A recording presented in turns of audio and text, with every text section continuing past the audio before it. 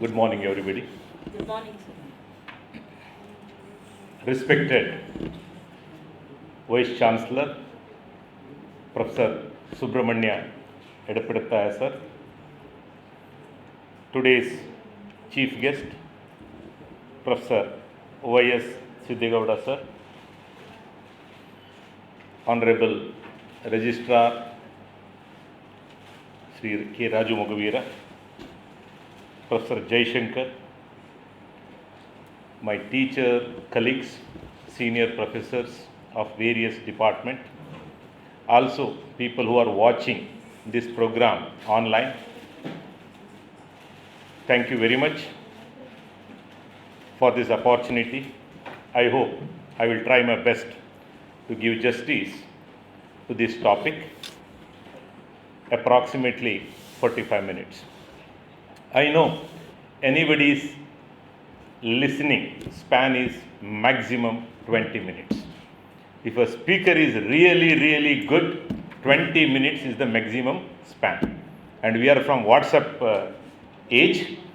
Our 2 to 3 minutes is the best time where we have to make impact, and then only they will catch up with us for next 20 minutes. Friends, NEP, we heard a lot about it from many people from various angles. You ask anybody, everybody knows almost now, in especially teaching fraternity, what is NEP. So today, Bharatiya Shikshana Mandal along with NITI Ayog, the plan is the main stakeholder of education system is teacher. How far we have awareness, what amount of orientation we need, what are the challenges, and in what way we can respond to these challenges. A beautifully framed title and the theme by Bharatiya Shikshana Mandal and NITI Ayog. I will directly get into my topic because I don't want to discuss more about NEP as a document. Sir, we have already made Kannada video from this university, and we have released that video so that even though the English language used in NEP 2020 is little on harder side, I felt we have to convert it in Kannada so that we can reach more people in our mother tongue. So that has yielded good result. So let us not talk too much about what is it. So very direct question from my side is how exactly we can incorporate, implement in Mangalore University and its affiliated colleges. Please note there are 1,000 universities, 45,000 colleges, 5,000 plus engineering colleges, around 600 plus medical colleges, 300 plus dental colleges, and so on and so forth. That is the size of education space of our country. Obviously, it is a humongous task. It's not easy. It is not at all easy. Moreover, we are using a system which was established in 1835, and we have done facelifting and we are following it. Major change we have not done, and we have not connected to our root. When I said our root, some people, I know Professor Edapadataya sir was also there on the stage, and that day someone asked me, why are you talking about the history? Because we are preparing our next generation for 21st century. Clear opinion is historical idea of education in India, we have deviated from it too much. What was that? It was a multidisciplinary education. Multidisciplinary education, that we need to remember. Rather, we have now catering to a specific kind of education. For example, we have named our degree Bachelor of Arts, Bachelor of Science, Bachelor of Engineering. People are expert in that domain without knowing what is happening in the other domain. So, this policy speaks about wider idea of every field And then when he goes to certain level, he can develop his own skill set in the domain of his interest. But at least till the undergraduate level, a multidisciplinary foundation, which is very important. So that is why we are saying that it is connecting to the root. The vision of the policy: build a global best education system rooted in Indian ethos, transforming India into global knowledge power.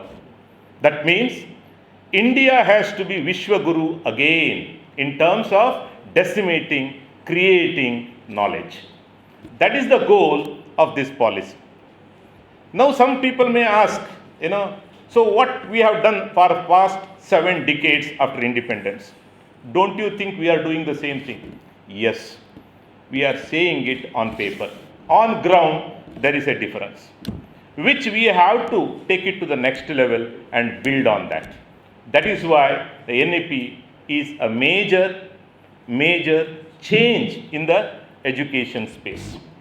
That is what Professor said. It's a paradigm shift. Unfortunately, many of us as a teacher, we have failed to understand the core of this policy. We are comparing this with the previous 2 policy, or we are comparing sometimes with US, UK, Europe, Australia. We are unique as an Indian. Our learning capabilities are different, and our contributing is different. Our culture is different. So when you are comparing, if the parameters are different and we start comparing, it is a challenging task. Having said that, whenever I was interacting with someone, a well-known professors in the universities, the first thing what they raise is, do you know what are the challenges we are facing? Majority of us, yes, the policy may be very good. Do you know what is the ground reality? What is the ground reality? 2/3 of the people who are involved in teaching are guest faculty. Especially in higher education space I am talking. 2/3 of the teachers, guest faculty. Whose problem it is? It's a problem of the system, not the problem of a teacher. We have to recruit people to implement, to realize this. Having said that, whether listing out all the challenges is a duty of a teacher? No. Whether I am a guest faculty, whether I am working on hours basis, whether I am a UGC salary person, it is immaterial to students. Students are there to learn, we are there to teach. So that is why it is a moral responsibility of every teacher. When I am teaching student, I have to see my son, my daughter, my brother, my sister in the students. Forget everything. I understand the problem. We are from this domain. No doubt about it. Because my experience of working in a private university for past 20 to 23 years, and also international experience, traveled more than 30 countries, stayed there, interacted with many foreign students and professors. Please remember that India is a great country in the eyes of foreigners. Especially, we may not like it, but we do have a lot of respect outside India. We have to bring back our glory, and that is possible by changing only education. There is no other way. Whatever you list, people say that, okay, there is this problem, every scam, everything you list. Who is responsible? People will say politicians are responsible, bureaucrats are responsible. Who is responsible? I basically say that our education system is responsible. Because, as Professor already mentioned, ECCE, Early Childhood Care and Education, which is a foundation for every Indian. What level of attention we are giving to that kids. Around 80 to 85% of Indian kids are going to school only at the age of 6. As per the research of Harvard, which says that up to 8 years of age, 85% of the brain development is over. Once the brain development is over, remaining 15% is left. We may not be able to do much. Therefore, in this policy, ECCE, Early Childhood Care and Education, has given more importance. Now, I am not going to talk more about school education. Let's concentrate what we expect a graduate to be. For example, I am teaching in my class and my student is going to be a graduate. What is the outcome I am expecting from that student? We are teaching certain things which are there in the syllabus. We are asking questions, whatever we taught. Our question papers are such that if you prepare previous 2 to 3 years question paper, your fourth one you can automatically make. That means a student can make question paper for himself. As a professors, we need not. Please ask yourself, yes or no. That is the fact.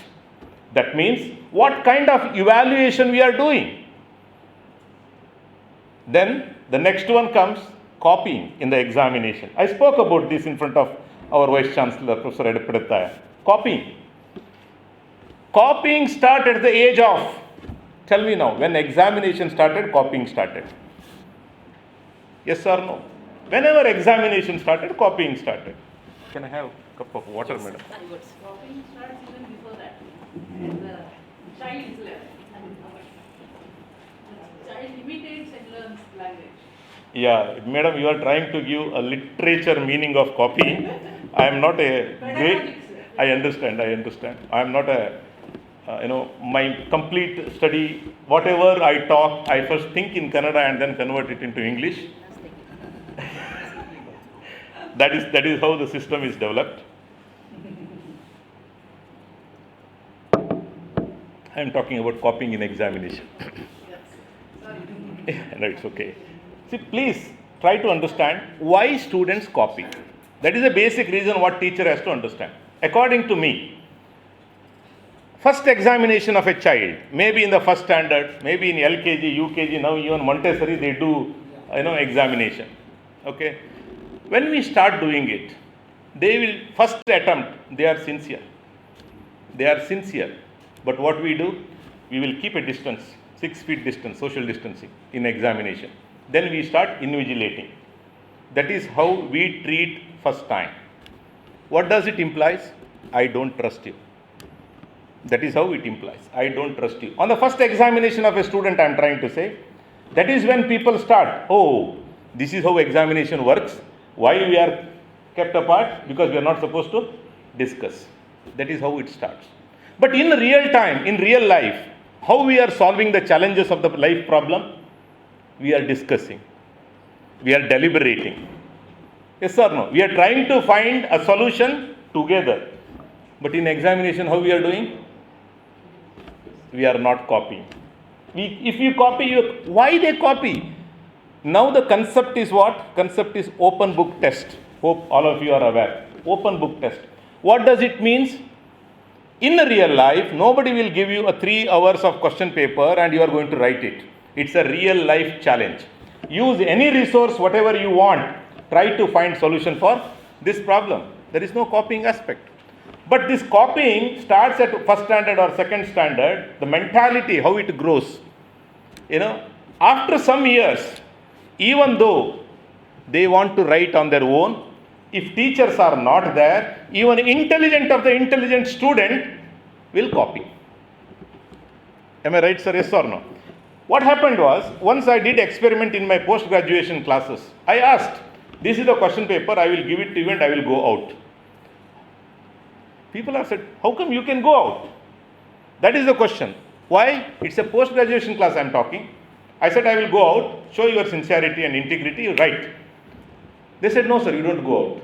I asked the intelligent top, why, what is your problem? They said, no, you can't go out sir, you don't go out. Why? This is the question. Even though it was against my university rule, I am not supposed to go out. Okay, but what happened? The mentality is, if there is nobody observing, there is a chance that I am going to copy. That is how we have developed our students. That is the basic problem. Now, this is the system. Okay, we started invigilating. They tried their best to copy. It is just a Tom and Jerry game. And that Tom and Jerry game continued. They graduate and they acquire certain positions in the society now. They are the citizens of this great country. What they do?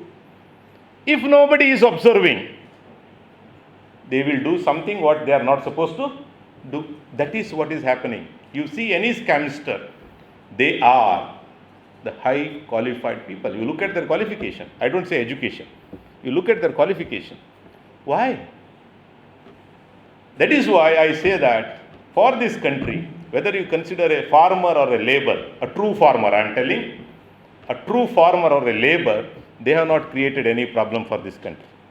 They are contributing to the economy, they are contributing their best, they follow the ethics and they have fear of God at least. God is watching.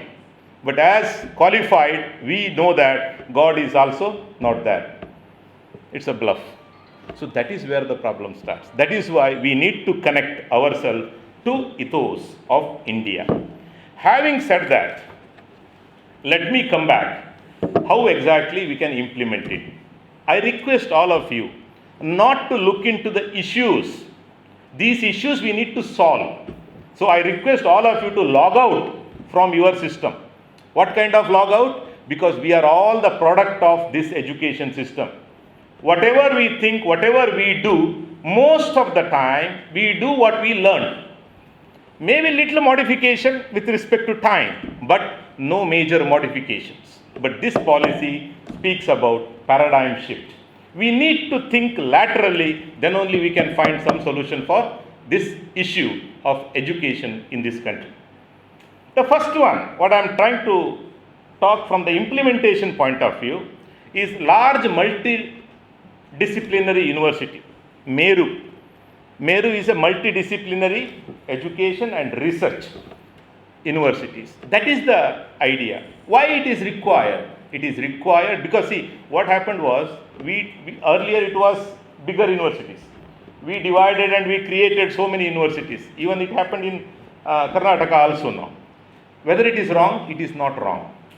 Then why again we are talking about multidisciplinary university? As Professor already said, university means universal education should be available under one roof. Universal education, what policy speaks is about 64 class, 64 kalegalu, what used to be part of our education system. A student who is in the ashram of Guru or wherever they go, they used to learn everything, including science and technology, ethics, and also, about farming, about serving, about moral things, everything they used to write, which is part of the education.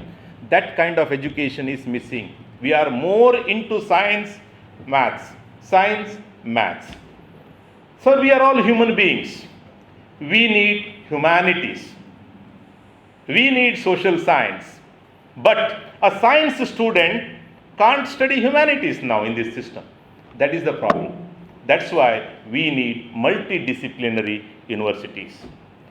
Here, my suggestion to Professor Bharath and his team, because we have around 208 or 211 colleges under these universities, around 85,000 students are studying in this university, and around 2,400, as per my knowledge, teachers are part of this system.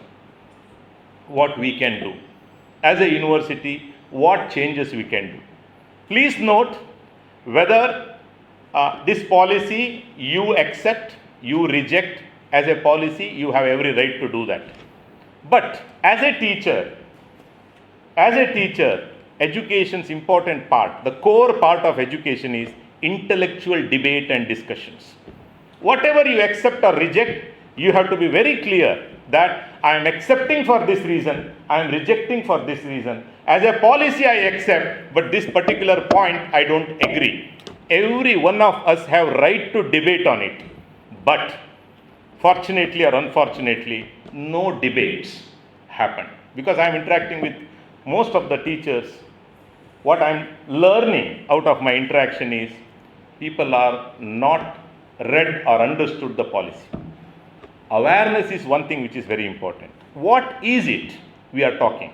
And you should have a broader aerial view of education system of a country and also some knowledge of different country.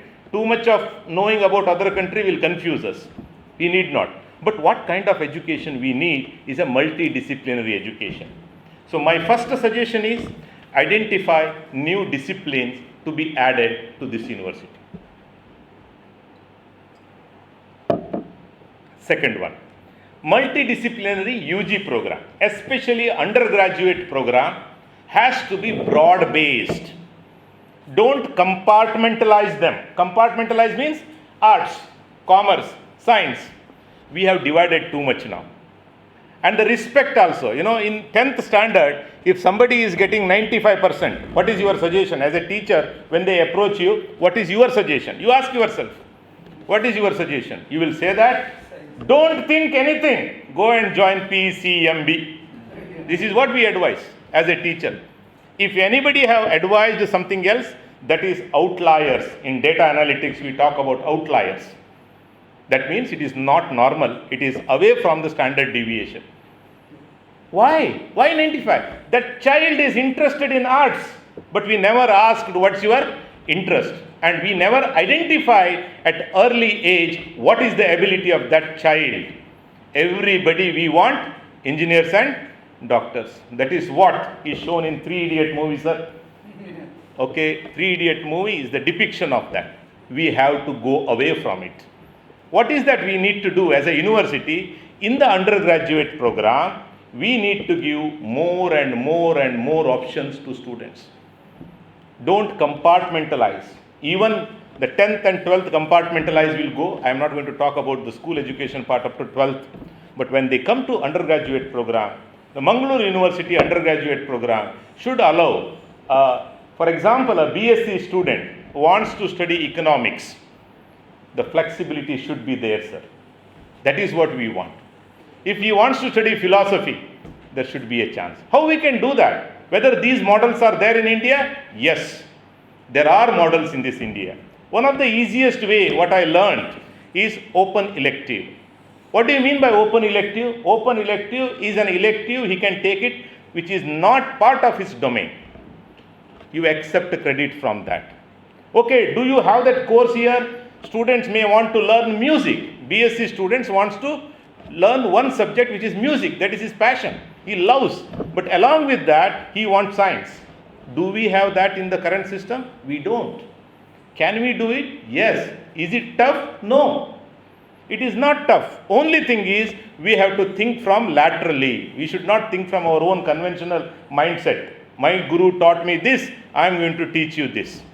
You listen, I will preach. Those days are gone. As professor has already said, earlier teacher was a person who is going to pass information. Now teacher is not a person who can pass information because that role is taken by Google. Google will do better things. If I am capable of asking a question, any domain, if I am capable of asking a question, that means there is an answer ready. Earlier, you used to go to library, you used to go to teacher and ask about your question and then he will answer. But now Google has built that intelligence, artificial intelligence they have used. It is you who is going to frame the question. Answers are gone now because answers are available. Do we have meaningful question? We don't have. Do we teach in our classrooms to ask meaningful question? Because we are busy in answering them. One whose mind questions are the intelligent mind, not the mind which answers the question. Are we creating students of that kind? No. Undergraduate student should think from that angle.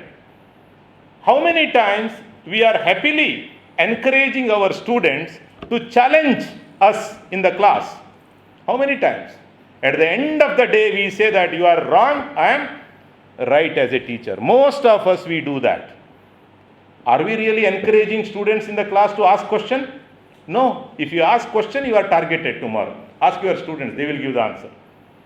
Why? Why that intellectual debate is not going to happen in the classroom in India? Why we have to follow the conventional mode?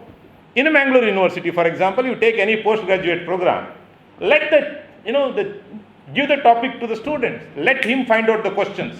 As a teacher, I will sit and try to answer. If I don't know the answer, I will come tomorrow and I will answer you. Why we have to show that, I know everything?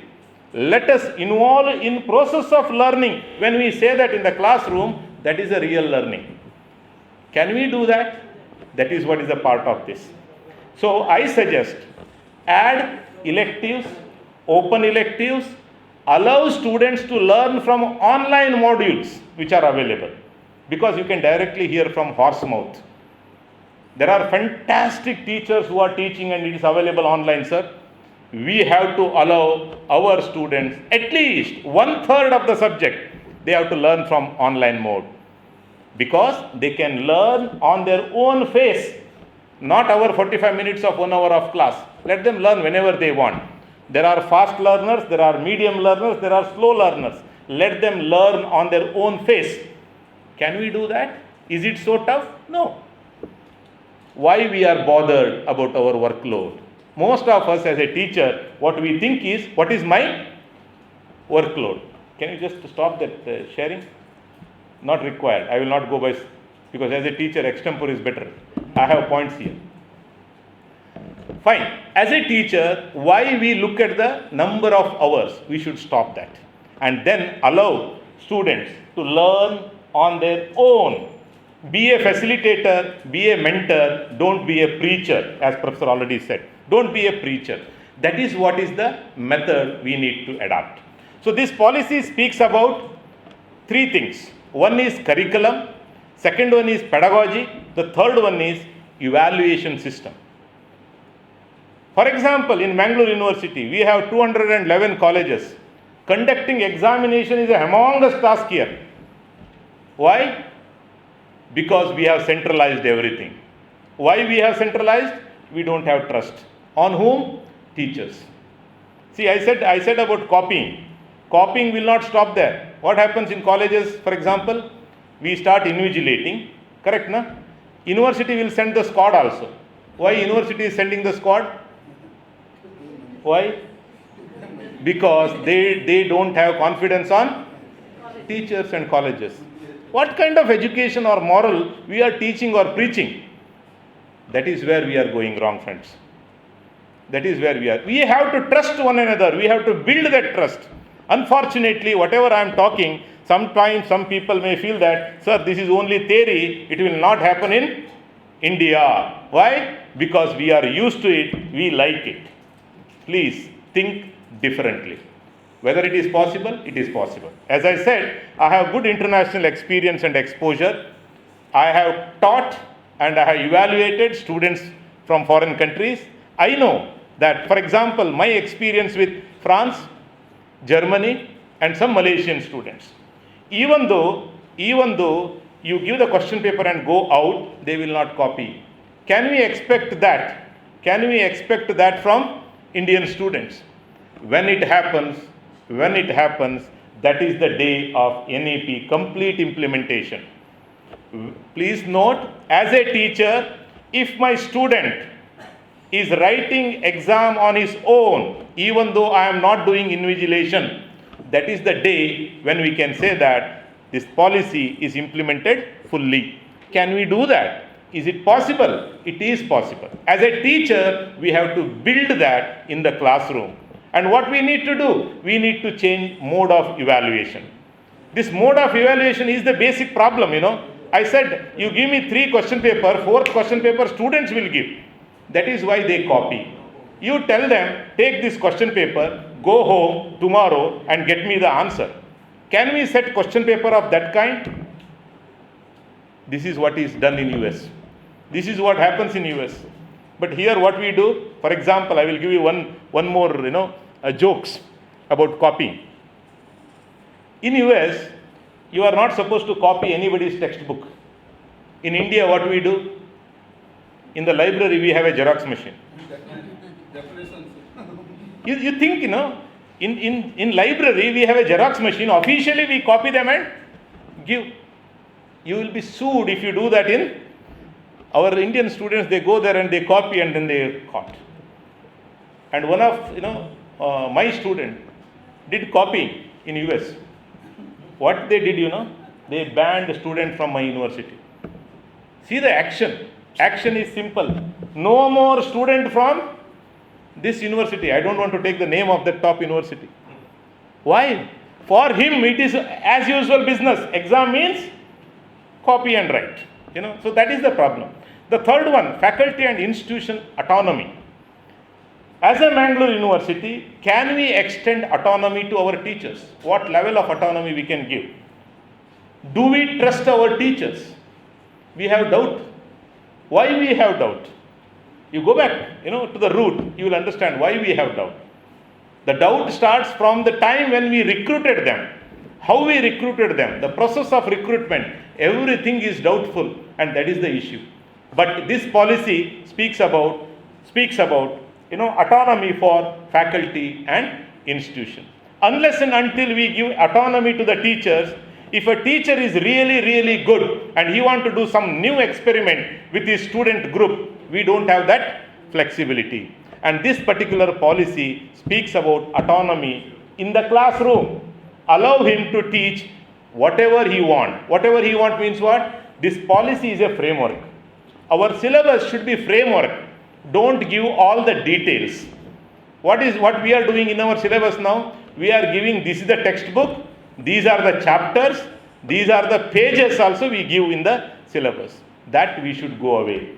You say that this is what is the learning outcome of this subject. This is the subject, this is the learning outcome. You teach your student in any way, but outcome should be this. Outcome should match. Evaluation should be based on the outcome, not based on what he writes. So that is the actual meaning of outcome-based education. Again, OBE, we are all following, we have borrowed it. But how we borrowed it? Piecewise manner, not in complete, as a whole. Borrowed it. And again, what we are doing? Indianizing outcome-based education. Indianizing outcome-based education is what? Whatever outcome-based education you speak, first you have to define that this is what is going to be, and then come down. In each subject, these are the course objective, these are the program objective, this is the program educational objectives. We define everything for the sake of showing that it is OBE. We are not following it in the classroom. This policy speaks that if you are evaluating a student, you have to evaluate outcome. Define the outcome and check. That is why in primary education, they have defined 5 plus 3 plus 3 plus 4. What does it imply? After 5 years, check what is the outcome. Don't give examination. Check your outcome. How to check the outcome if you don't do examination? We are all our conventional mindset. You have to write a test, I have to evaluate, somebody will give me scheme, then only I will say that you have acquired that skill. That is not OBE. OBE speaks that give something on hand. Can he do that? For example, let us assume that here a student is there, a MCOM student, whether he can do, accounting of a particular firm and show it to us. How many of our MCOM students actually do accounting? Practically, we don't do that. Experiential learning, it is only in the paper, which is core part of outcome-based education. Outcome needs to be checked based on the experience. We are not doing that. This is what is the core of that. And then comes curriculum revamping. It is one of the easiest thing. Every time we update the curriculum, what is that we are updating? We are updating the new textbook. We have never updated the syllabus what exactly is required for today's world. That is why they are saying that 80% of our graduates are unemployable. Unemployable. Who are saying this? Industry people. Why they say that? Because what they want, we don't know. What we are doing, they don't know. There is no collaboration happening between industry and the academia. When I am talking about industry anywhere, it may be a social science or any degree, he is going to work somewhere. What is required in that domain, we have to understand that. For the sake of convenience, we are going to put 1 or 2 or 3 people from industry. So and so is in my panel. How fruitfully we are implementing it? We are not doing that. It is all there in the paper even today. Unfortunately, we have not executed it to the spirit. Once we start as a teacher that no, I am going to do like this. So Professor has mentioned in his laboratory how he can do that. But what is required in the industry?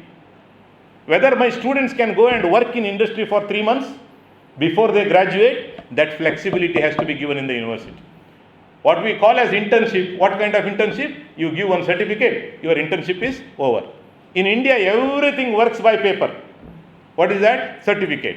Finally also what we give? Certificate. Whether that skill is acquired or not, whether he is capable or not. A BCom student after graduation, whether he can write an application to bank saying that I want a DD, can he fill that application form? To take out DD, you ask your BCom students, how many are capable of doing that? Why? Why they can't do it? They know everything, you put it, they will say this, that, everything they will say. Now But there is no need for DD, that's why everything is a transaction, online transaction. okay, I am not going to counter you here because it takes one more dimension. I hope you understood what I am trying to say. As a commerce professor, you countered me. I agree with you. Thank you. And also, the National Research Foundation. Curriculum updation is one thing I request our Vice Chancellor to take it very seriously. We have Board of Studies. Now I am closely observing Mangalore University as a syndicate member. From outside I was observing. Now I am observing inside. Each agenda point I have something to say and something to contribute, something to fight and argue. We fight, with Vice Chancellor. As a syndicate member, it is my right. As a president of the syndicate, he is going to say something. We fight. We fight for the sake of doing something better. Some DX, can I make a difference as a syndicate member? If I can't, I have to quit. If as a syndicate member, if I cannot do any change, then why I am sitting and decorating that chair? I am a professor. Let me do my job. So we fight every day in the syndicate. And that syndicate goes up to 7:30 now. Why? The fighting is to do something better. Whatever conventionally followed, let us deviate from it. Do it something different. Why? Because we have that. We have that right given by the government that you can do as a university whatever you want. Nobody will dictate university to do something. That is the advantage of universities. Because you are not bothered. Don't worry about UGC. Don't worry about NAC. Because NAC and UGC says what is minimum to be done, not maximum. There is no limit. Don't do this above this. We'll never say don't go below this. I hope you understood. We should not work for below. NAC is the lowermost grade. What says you have to do this. No, we are not talking about that. Whatever I am doing, NAC, UGC, everything will be automatically taken care. That is what Mangalore University has to do it. I am talking only from the point of implementation. Whether it is difficult, it is little difficult unless and until we log out from our conventional mindset. Please remember, because we are in this system for past so many years, anything else looks wrong to us. But when you start intellectually debating the things, something else will come out. That is the power of education. That is the flexibility given by the government to the universities. Are we using that flexibility in framing the syllabus? We have to do that. That is the first step, what is to be done. And university need not wait for any task force recommendation. University has its right to do it. You need not worry about that. Only thing is, can I do something different? As a teacher, what I want in this subject to be taught. How many of us, we strictly follow the syllabus, that too at the minimum level, not the maximum. What I can add extra, we never think. And we want our students to think only from this. That is why even in any bookstore in India, you go, sir, you will get question paper and answers ready. What is that? Called as guide. Guide. You name the subject, they will give the guide. You tell I want this book, they will give the Xerox copy of the book, whole book. That is how we started copying everything. That has to be stopped. Guide, can we do something? Now people will say, you are telling something which is impossible in India. That is what happened exactly 20 years back. I quoted this in one of the program. The simplest reason is, please rewind. 20 years back, what happened was, bank started getting computerized. Every nationalized bank, what happened? Every employee, you ask any clerk or any officer, they gave all bad words to computers. For their mistake, they blamed computer, just like politicians. जो भी होती गलती है तो computer की वजह से होती है, मेरे वजह से नहीं. Computer will never do any mistake. Being a professor of computer, I am telling. We are making mistake. Okay. What happened in computerization? Everybody blamed bank exactly 20 years back. So many people, got into stress and they took voluntary retirement from the job and they all retired. Today you go to any bank, what is the situation you can see? Every bank is computerized. We are talking about the policy which is planned for next 20 years, my dear friends. We are talking about a policy which will take its complete implementation and review happens in 2040. A review happens in 2040, next review. That is the plan. Which government has brought this policy? As an opposite government, I am going to oppose this. Let all these debates and discussion happen in parliament. In the university as a teacher, let us go into it, deeply discuss each and every aspect, talk about pros and cons. Whatever you see it is wrong, don't implement. Whatever you feel it is right as a teacher, try your best to implement in your own way. As a university, you can do many things. When it comes to National Research Foundation, NRF, the National Research Foundation, it is in line with National Science Foundation of US, where they talk about funding for science, and here funding for every educational field and research. Beautifully framed NRF, but a government or a committee can frame the policy. Policy is a framework. Unless and until, as a teacher, I don't buy this, nobody can implement it. Nobody can implement it. And next one is light but tight regulation. When we talk about light but tight, what happens? Even recently, Professor Kishori Naik was successfully completed NAC visit in peer review visit. What happened? Most of the documents are uploaded, data are already uploaded. So the less weightage is given for the visit. It is a physical visit. In future, NAC spelling is also different. It is now only NAC. Okay, there is a new one, NEP, what it says. There is no physical visit. There is no physical visit. Everything should be available online, in the portal, as well as in your website. Every citizen will take part, every student will take part, and they will say that if something is wrong here, intimate the agency and take the necessary action. Why? Face-to-face interaction creates lot of problems.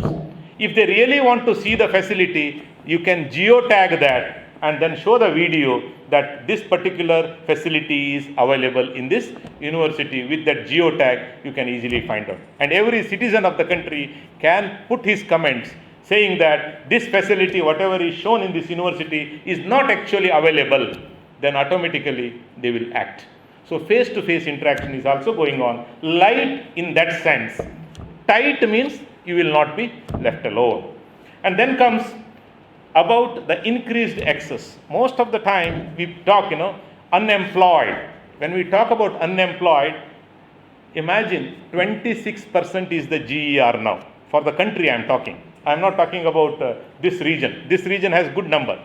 26% is the GER, gross enrollment ratio. In that age group, how many are attending college? 18 years to 21 years. It is 26%. But the policy says by 2035, it should reach 50%. Now, what is the basic question you start thinking? Now itself is the unemployment rate is very high. When 50% of the people acquire higher education, what will happen? If you double this, that is also going to double. Please don't apply that mathematical formula here. The reason of higher education is not only for gainful employment. It is not only for gainful employment. Gainful employment is the byproduct of education. Unfortunately, what we are doing? We are matching our education directly to our job. It's a byproduct. We have to learn this because I want to acquire higher knowledge. Wherever there is a high gross enrollment ratio in higher education, that country is the richest country. Because all are well educated, not only with just qualified. So that is the purpose. But if every graduate, I want employment, then what you are going to do to the country? It is not only for the purpose of employment. That is what this says. And there are three kinds of universities, this policy says.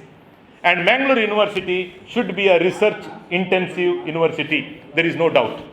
And one more doubt, what people are having is, approximately there are 45,000 colleges now. From 45,000 colleges, this policy speaks, it should become 15,000 colleges. See, if you put this number, it becomes really crazy. The reason is, at one point I am saying that GER should go from 26 to 50%, whereas the number of colleges from 45,000, it should become 15,000. I hope you are getting my point, right? The reason is, a university should accommodate more students, and then there are three kinds of universities. One is research, other one is teaching university, the third one is degree granting colleges. Somebody have asked me, somebody have, intellectual discussion, part of that. They said that, do you think every Tom, Dick and Harry can award a degree? Why not? Why not? If he acquires that level. See, same thing happened when we started giving, autonomy to certain colleges. You know that now there are so many colleges which are autonomous in nature.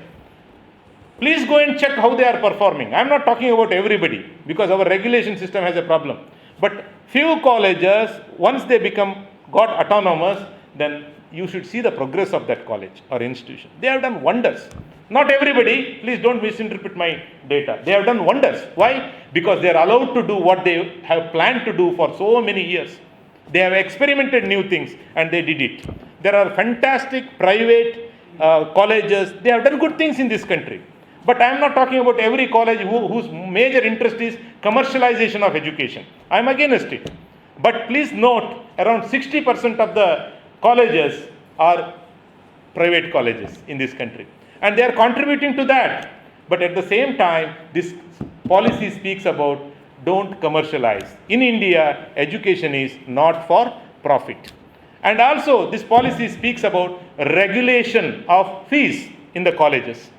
Those facilities are there. And when we talk about giving autonomy to the college to give a degree, it is not going to happen tomorrow. It is next 20 years. If I am teaching, if you are comparing US, if I am teaching, I am the person who is going to test you. Nobody will tell me how to test. As a professor, it's my duty to test you. And also I say that, I confer that I am going to award this degree to you. That is the right. What's happening now? We have thousands of affiliated colleges. In India, I am talking, one university will have more than 1,000 colleges under it. What that university can do except examination? Only examination. It starts from the day one until the end. It's all preparation, awarding degree and those things only. But the university's job is not that. University job is knowledge creation, knowledge dissemination. That should happen. That is what this particular policy speaks about. And the next question what comes is, a single stream higher education institution will be phased off. For example, to understand in a simple way, engineering college will not be just engineering college henceforth. Medical college will not be just medical college. Mangalore University can start engineering courses. I am not talking about B.Tech. Please remember that. This B.Tech will vanish over a period of time. Everything is a bachelor degree. Everything is a bachelor degree. He can earn credits from various courses, either through classroom or through experiential learning or through online mode or through foreign education. One semester he can go abroad, he can earn some credit and he can come back. Those things, for example, accepting credit, why can't we do it? It is very easy. Mangalore University need not worry about anything. It will say that in each semester, one course, to begin with, one course. There are 5-6 courses. One course, allow them to take it from online. If you are not confident about the evaluation, make it audit course. What do you mean by audit course? You all know that. Audit course is just because completed or not completed. That's all. Completed or not completed. You accept that. Why you are accepting it? Because you are allowing students to learn what he wants to learn. Obviously, don't say that he is A grade, B grade, C grade. Don't worry about that. One subject. Remaining 4, you do it. Can we do that? Is it so tough? It can be easily done. These are simple measures. As it is, as a university, it can do it. So I request our Honorable Vice Chancellor to implement NEP good practices. Whichever your faculty have agreed for, no objection, implement it immediately. Be first in India to show that we have done this, which is part of NEP within next 1 year. Next 3 years, we are going to do that. Next 5 years, next 10 years, that we have to do. As a Mangalore University, there are 211 colleges. As a university has to decide. At least 10% of my colleges will go independent. We are worried now. As an administrator, we are worried because we want more and more colleges. But this policy speaks exactly opposite. You should not have more affiliated colleges. That is what is the base of this. We need to think. Can we identify in Mangalore University that these are the colleges whom we are going to help? Because that is one of the responsibility of the university to phase out certain colleges to achieve that degree granting colleges. Which are those colleges you are going to select? Plan it. If you have confidence in some good colleges, you mentor them for next 5 years. Tell them that within next 5 years, as per NEP, you should come out as independent degree granting colleges. It is only for undergraduate program. Degree granting is only for undergraduate program. The beauty of this policy is that. And when it comes to talking about flexibility, everybody knows now. It is a 3-year degree plus 1 year, master degree, 2 year. Everybody knows about it.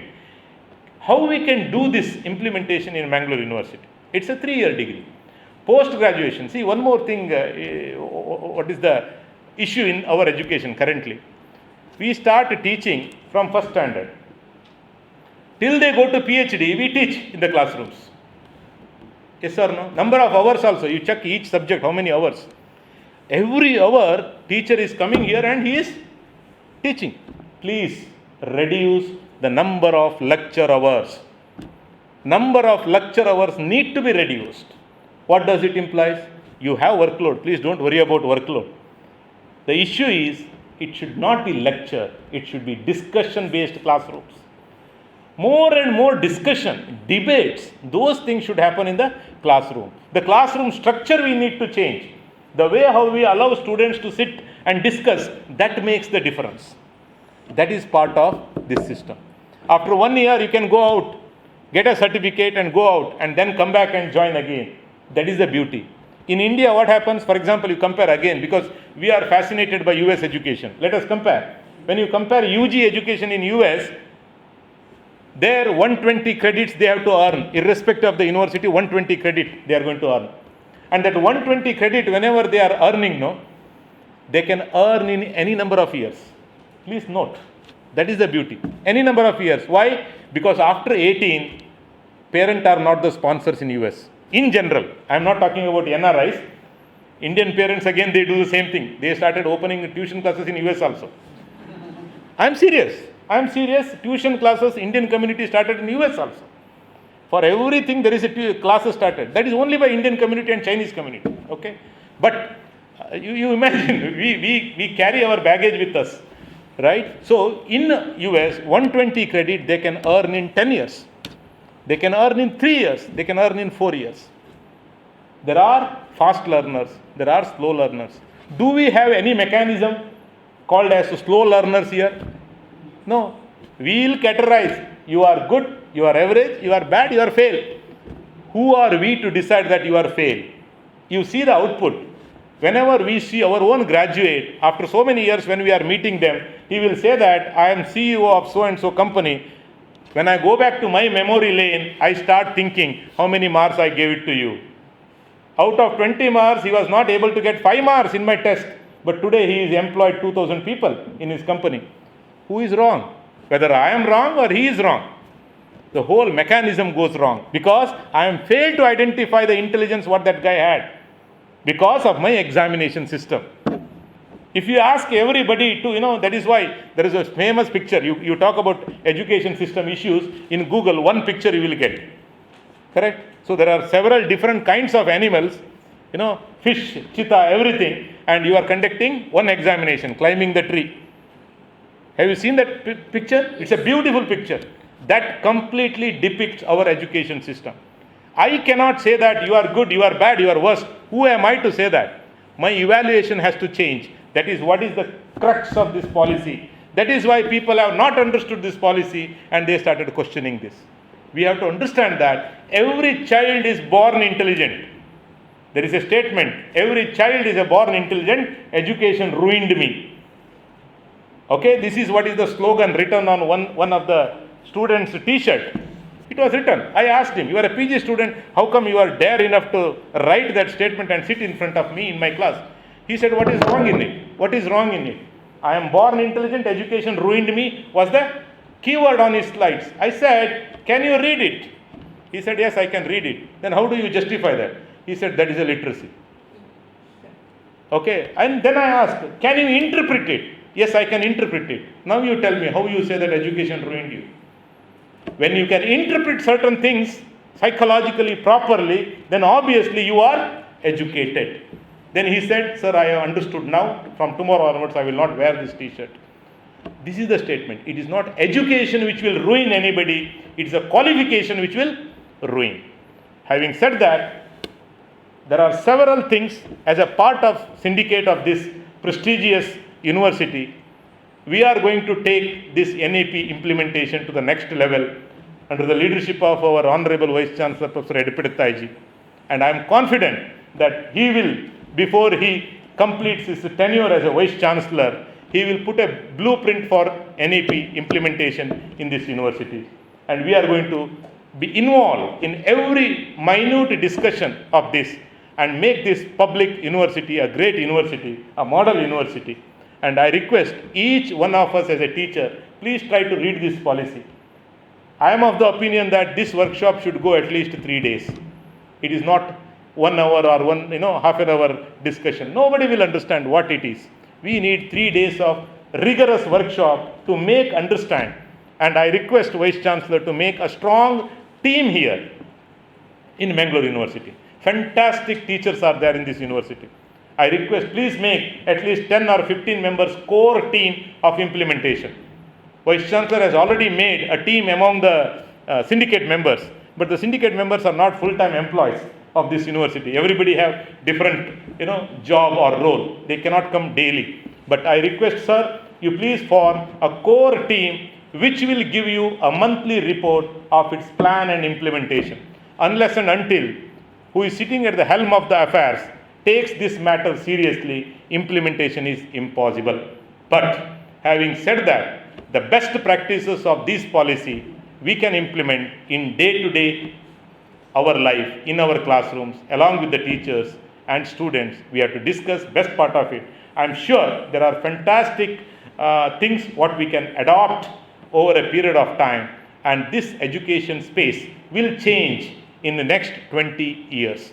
A different country we can see, and we can say that the Ek Bharat, Shresth Bharat. And also, I don't have any doubt that if you make education space really strong, really strong, nobody can stop us, India, from becoming world guru. Thank you very much for this opportunity. I hope all of us, we can do a bit contribution to education space and take our job seriously. Thank you very much.